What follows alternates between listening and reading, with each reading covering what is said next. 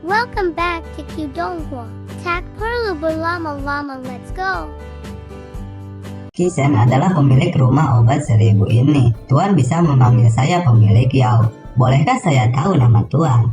Ucap wanita cantik yang ada di belakang Xiaoyan. Wanita ini mengenakan jubah istana berwarna merah. Wajah wanita itu sangat cantik dan tubuhnya yang proporsional tampak sangat menggoda di bawah balutan gaun istana.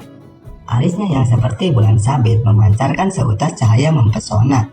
Anjir, dahlah, mau bayangin, mau searching, terserah kalian. Penjelasan sedikit, Kishan adalah cara sederhana seorang wanita menyebut dirinya, atau bisa diartikan saya.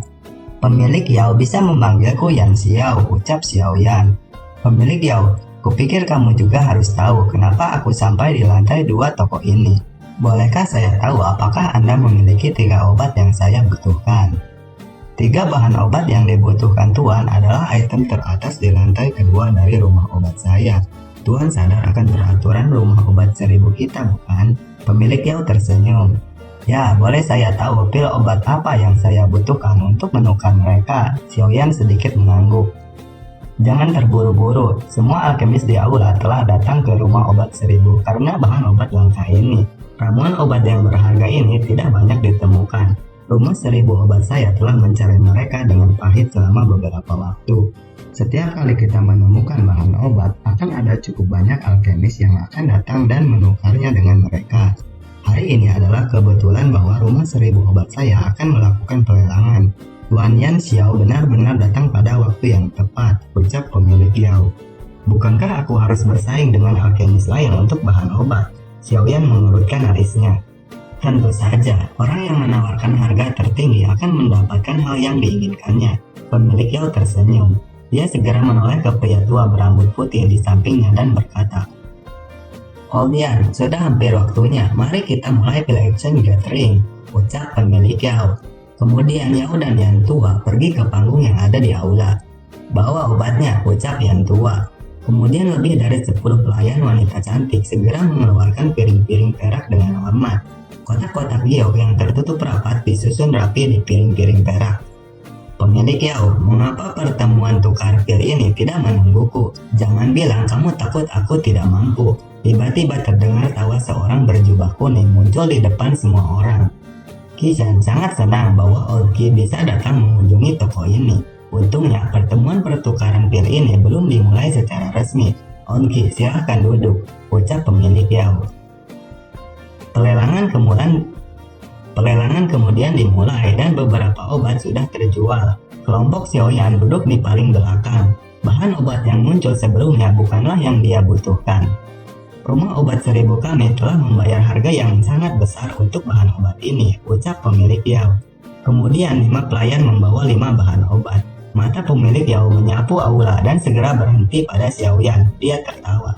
Jika beberapa dari Anda tertarik pada 5 bahan obat ini, silahkan menawar untuk bahan obat ini. Mereka adalah 3 bahan obat terakhir yang dibutuhkan untuk menyaring pil tulang Heavenly Blood Soul. Tatapan Xiaoyan saat ini sedang menatap tajam pada 3 kotak giok di atas panggung. Xiaoyan menghirup udara dalam dan akhirnya dia berjalan ke platform. Jika seorang ingin menukar bahan itu, kemungkinan seseorang harus membuat pil obat tingkat 4 atau tingkat 5. Pemilik Yao, tolong beritahu saya apa jenis pil obat yang perlu saya buat untuk menukar ketiga bahan obat ini, ucap Xiaoyan. Pemilik Yao tersenyum manis ketika dia mendengar ini. Dia mengangguk dan baru saja akan berbicara seketika wajahnya sedikit berubah. Sebuah tangan besar tiba-tiba menjulur. Tangan itu menempel pada salah satu dari 3 kotak giok. Suaranya nyaring bergema di aula. "Buah tulang giok ini, aku menginginkannya," ucap Kishan. "Oke, Tuan ini adalah yang pertama menawar. Bukankah tindakanmu ini tidak cukup mengikuti aturan?" ucap pemilik Yao. Apa yang dikatakan pemilik Yao? Tempat ini awalnya mendapat satu tawaran. Tawaran tertinggi akan mengambil item. Mengapa penting siapa yang pertama? Ucap Onki. Tentu saja tidak masalah jika Anda benar-benar menawar harga tinggi untuk ditukar dengan barang seperti itu. Namun Anda adalah orang tua tak tahu malu yang selalu menggunakan beberapa taktik curang, ucap pemilik Yao. "Aku adalah Kishan. Saat ini saya sedang menyempurnakan pil obat yang membutuhkan buah tulang giok," ucap Kishan. Buah tulang liok ini juga sangat penting bagi saya. Saya tidak akan memberikannya kepada siapapun. Oleh karena itu, pemilik Yao, tolong beritahu saya barang apa yang diperlukan untuk menukarnya, ucap Xiaoyan. 3 bahan obat ini adalah bahan obat berkualitas tinggi di rumah obat 1000 kami. Mereka sangat mahal. Jika Tuan Yan ingin menukarnya, silakan serahkan pil obat tingkat prima, ucap pemilik Yao. Setelah melakukan tawar-menawar dan persaingan dengan Kishan, akhirnya Xiaoyan mendapatkan ketiga bahan itu. Ia mendapatkannya ditukar dengan pil Dose Spirit Pill. Kishan yang tak terima dengan keputusan pemilik Yao, dia kemudian melancarkan serangan pada Xiaoyan. Xiaoyan mengeluarkan api hijau dan menghindari serangan Kishan. Semua orang di sana kaget dengan kekuatan Xiaoyan yang sudah mencapai Do Huang. Tidak terduga kalau teman ini sebenarnya adalah ahli Do Huang. Emosiku tidak stabil beberapa saat yang lalu. Tolong maafkan saya. Kishan tampaknya merasakan niat membunuh dingin di mata Xiaoyan. Dia buru-buru mundur dan tertawa. Setelah aula menjadi tenang, pemilik Yao berbicara pada Xiaoyan. Tuan Yan, untungnya Anda tidak menyerangnya. Kishan ini mungkin tidak disukai, tetapi pengaruhnya di kota setan hitam sangat besar. Selain itu, ia juga alkemis top di Black Demon Sect. Sekte setan hitam tidak akan membiarkan sesuatu terjadi padanya. Terima kasih atas mengingatmu, pemilik Yao. Ada sesuatu yang ingin aku tanyakan pada Anda. Bolehkah saya tahu jika pemilik Yao pernah mendengar tentang ludah transformasi tubuh Bodhisattva? Pemilik Yao dan Odian di sampingnya terkejut setelah mendengar nama yang dikeluarkan dari mulut Xiaoyan. Ada semacam pohon kuno yang misterius di dalam gunung yang jarang penduduknya. Ini dinamai pohon kuno Bodhisattva. Namun secara normal akan diperlukan akumulasi lebih dari 1000 tahun untuk pohon kuno Bodhisattva untuk membentuk hati Bodhisattva.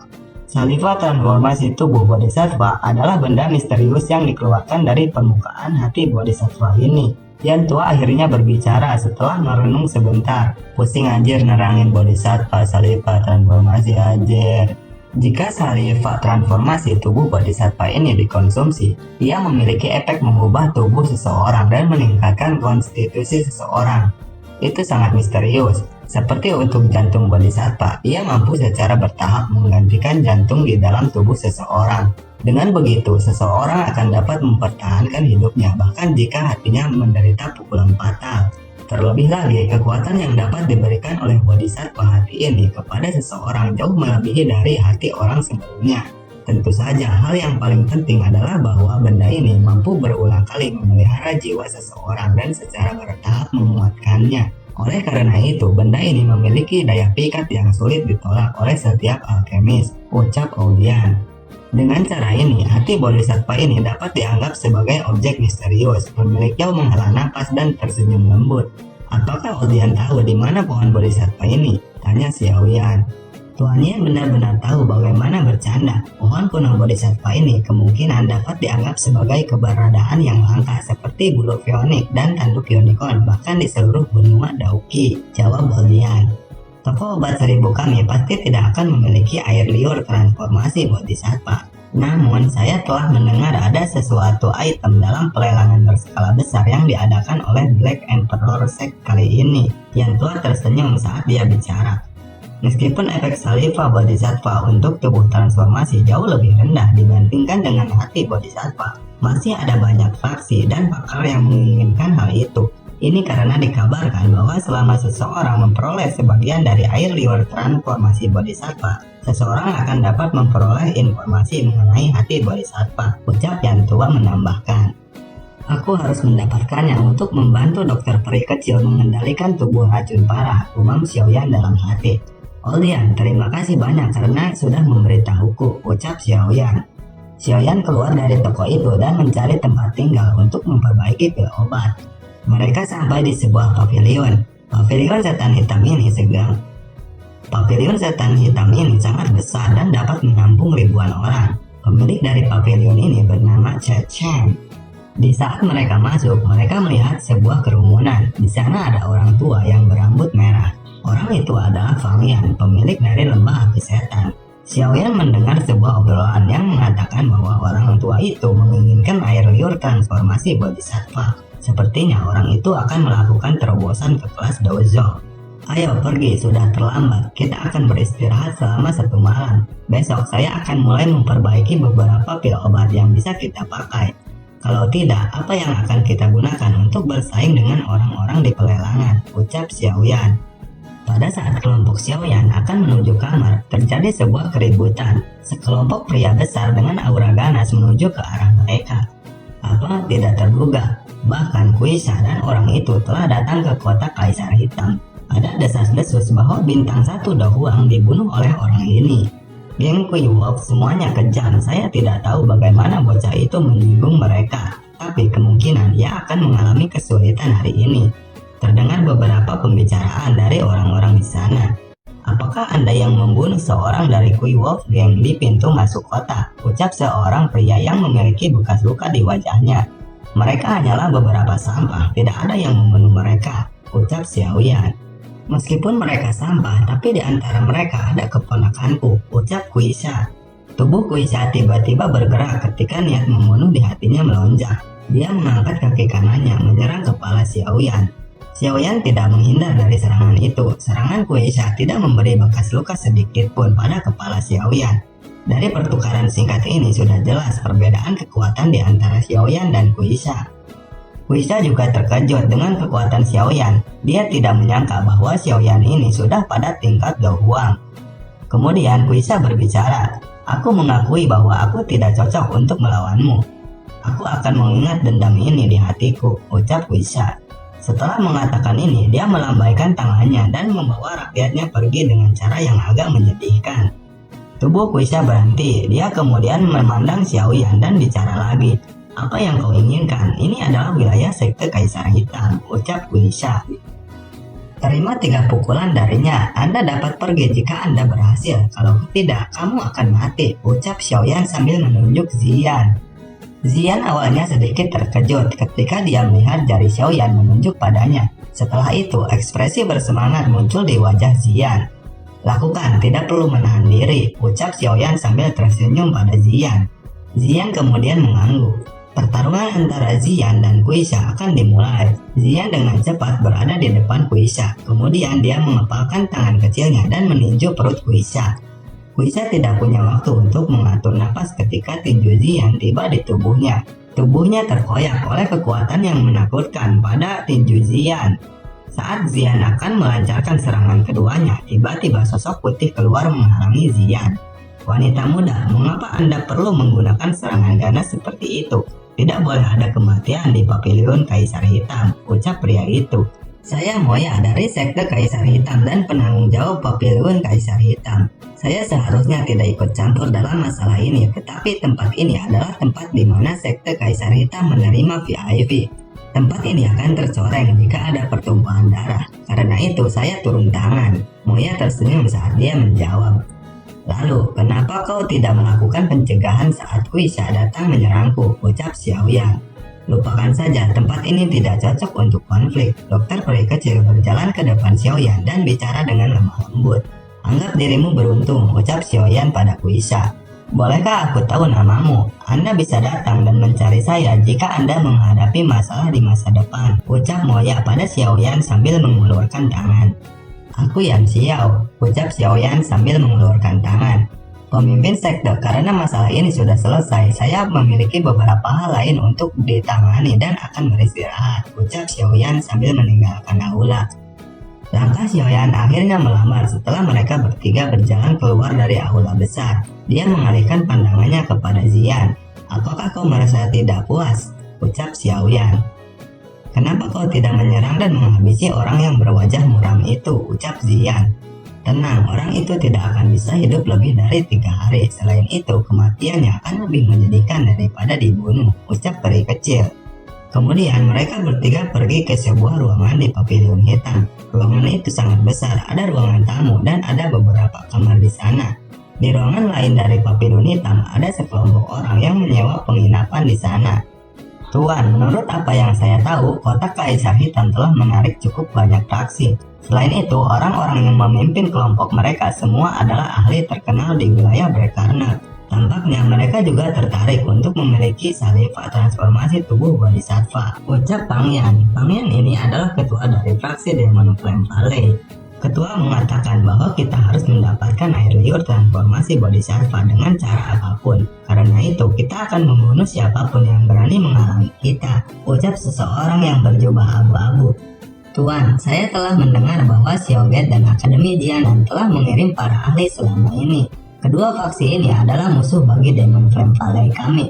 Jika memungkinkan, kita mungkin perlu meminta Tuan untuk bertindak dan menangkap mereka semua, ucap Fang Yan.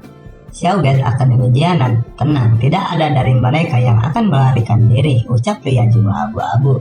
Beralih ke kamar Xiaoyan. Di pagi hari itu, Xiaoyan yang sedang berbincang dengan Ziyan. Terdengar suara ketukan pintu dari luar. Xiaoyan membuka pintu dan melihat Moya berdiri di sana. Moya berniat untuk mengajak mereka bertiga berkeliling kota. Berkeliling kota hanyalah modus, sebenarnya dia ingin bertemu dengan peri kecil. Ziyan kemudian memukul perut Moya dengan cara tiba-tiba. Pukulan itu mengakibatkan tubuh Moya mundur beberapa langkah. Setelah apa yang terjadi, Moya meninggalkan tempat itu. Peri kecil kemudian mendekati Ziyan. Apakah kamu menggunakan benda yang kuberikan padamu? Tanya peri kecil. Ya, aku menggunakan kekuatan tersembunyi untuk mengirimkan benda itu ke tubuhnya, jawab Ziyan. Benda yang dimaksud oleh peri kecil itu adalah semacam racun yang akan membunuh Moya secara perlahan. Sementara Xiaoyan ada di kamar rahasia sedang membuat pil obat untuk pelelangan. Pil yang dibuat Xiaoyan adalah Zone Breaking Pill. Pil obat jenis ini dapat dianggap sebagai pil obat kelas atas di antara tingkat 6. Pil obat ini memiliki efek meningkatkan kekuatan seseorang. Pil Zone Breaking ini akan menjadi salah satu kartu andalan Xiaoyan ketika ia berusaha untuk menawar ludah transformasi tubuh Bodhisattva di pelelangan. Karena proses pembuatan obat kalian udah pada tahu, jadi kita lewat dikit. Kita kejar dulu sensor bos. Sementara itu di ruangan tamu, dia telah berada di ruang tersembunyi selama 2 hari. Mengapa dia masih belum selesai? Ucap Ziyan. Pil penyulingan menghabiskan banyak waktu, seseorang tidak bisa terburu-buru, ucap Dr. Peri. Tiba-tiba ada sebuah getaran menyebabkan Dr. Peri kecil dan Ziyan terkejut. Pandangan mereka beralih ke ruangan rahasia. Sepertinya penyempurnaan pil akan berhasil, ucap Peri kecil. Pil obat apa yang disempurnakan Xiaoyan? Aktivitas yang dibuatnya sangat besar, sepertinya seluruh pavilion Kaisar Hitam telah terganggu oleh ini. Ziyan, kamu harus menjaga tempat ini. Bunuh siapa saja yang memasuki ruangan ini, perintah peri kecil. Bagaimana denganmu? Tanya Ziyan. Aku harus menghalangi Dozong yang memiliki niat jahat, ucap peri kecil. Keributan semacam ini pasti akan menarik beberapa elit Dozong. Jika sampai Dozong datang, maka Xiaoyan ada dalam bahaya. Seperti yang diantisipasi oleh Dr. Peri kecil, pilar cahaya yang tiba-tiba melesat ke langit seketika menarik perhatian semua ahli di pavilion Kaisar Hitam. Dalam waktu yang cepat, puncak pohon dan atap bangunan di sekitar pavilion dipenuhi oleh sosok manusia. Tidak terduga, ternyata Penatu Asu dan Xiaoli juga ada di sana. Mereka terbang di sekeliling pavilion. Semua orang bertanya-tanya siapa sebenarnya yang sedang melakukan penyulingan obat. Untuk melakukan pencegahan, peri kecil kemudian mengeluarkan auranya. Mereka yang ada di sana langsung terkejut ketika mereka menyadari ada elit Dozong yang berdiri di atap pavilion. Siapapun yang datang dalam radius 100 meter akan mati, ucap peri kecil dengan dingin. Orang-orang di sekitarnya kemudian segera menjauh kecuali Penatu Asu dan Xiaoli. Melihat mereka berdua, peri kecil menghampiri mereka. Apa kau adalah orang-orang Xiaoget? Tanya peri kecil. Saya adalah wakil kepala Xiaoget, Xiaoli. Bisakah beberapa dari kalian tolong minggir dan tidak mengganggu proses pemurnian pil? Ucap peri kecil. Xiaoli dengan sopan menangkupkan tangannya ke arah peri kecil. Dia kemudian memimpin kelompoknya pergi. Mo Qingtian, Moya, dan Qisan juga datang untuk melihat keributan. Waktu berlalu, kemudian proses pembuatan pil obat selesai. Pilar cahaya yang dipancarkan dari dalam pavilion mulai menghilang. Peri kecil yang melihatnya segera pergi menuju kamar Xiaoyan. Ziyan dan peri kecil menunggu di ruangan tamu, kemudian Xiaoyan keluar. Kamu tetap berada di ruang rahasia selama 2 hari ini. Kami akan dengan paksa mendobrak pintu jika kau tidak keluar, ucap peri kecil. Xiaoyan hanya tersenyum ketika dia mendengar dokter peri kecil menegurnya. Apakah ada masalah selama 2 hari ini? Xiaoyan bertanya. Selain beberapa orang bodoh, tidak ada yang berani datang dan mengganggu kita. Dokter peri kecil menjawab. Sepertinya kamu telah menghalangi cukup banyak orang dengan mengungkapkan dirimu saat itu. Xiaoyan tersenyum. Saya bertemu dengan seorang dari Xiaoget. Orang itu adalah kakak kedua Anda. Ada juga seorang laki tua yang kekuatannya ada di kelas Daozong di sampingnya. Itu adalah penatua Sukian. Dia adalah satu-satunya elit Daozong di Akademi Dalam. Xiaoyan sedikit tersenyum. Apakah kau tidak berencana untuk mengunjungi mereka? Tanya peri kecil. Bukan saatnya aku menemui mereka, ucap Xiaoyan. Mereka kemudian beristirahat untuk malam terakhir sebelum pelelangan. Malam ini malam terakhir bagi kita. Sekte Kaisar Hitam mengadakan pelelangan di tengah kota. Ayo pergi, pelelangan hari ini kemungkinan akan sangat menarik, ucap Xiaoyan. Kelompok Xiaoyan bergegas menuju tempat pelelangan. Di sana sudah ada banyak orang berkumpul dan banyak juga para ahli yang menghadiri pelelangan. Selanjutnya kita akan mengundang semua orang untuk menikmati pelelangan akbar Black Emperor Seksaya. Mo Tianxing berbicara sambil tersenyum. Setelah itu dia perlahan-lahan mengundurkan diri dari panggung lelang. Kemudian seorang pria tua berambut putih berjalan keluar sambil tersenyum. Sekelompok pelayan wanita cantik membawa piring-piring perak berjalan ke panggung. Untuk pembukaan, kita menawarkan sebuah gulungan yang berisi teknik dou jari. Pemimpin sekte mengatakan bahwa tawaran awal dapat ditetapkan hanya 100.000, ucap pria tua. Setelah tawar-menawar berlangsung selama 15 menit, gulungan itu dibeli oleh seseorang dengan harga 800.000. Kemudian pelelangan berlangsung selama 1 jam, namun belum ada item yang menarik bagi Xiaoyan. Kakek tua itu menawarkan item selanjutnya. Semuanya teknik dou ini cukup langka karena itu adalah teknik penggaris teknik dou. Selain itu, dikabarkan bahwa ini ditinggalkan oleh nenek moyang Dou Zun yang telah mendominasi benua beberapa abad yang lalu. Nilainya sangat luar biasa, ucap pria tua. Xiaoyan yang bersandar dengan malas tiba-tiba merasakan jantungnya berdetak kencang. Pandangannya melihat ke panggung pelelangan. Sekian dan terima kasih yang sudah menonton. Jangan lupa di like dan subscribe channel Q Donghua ini. See you.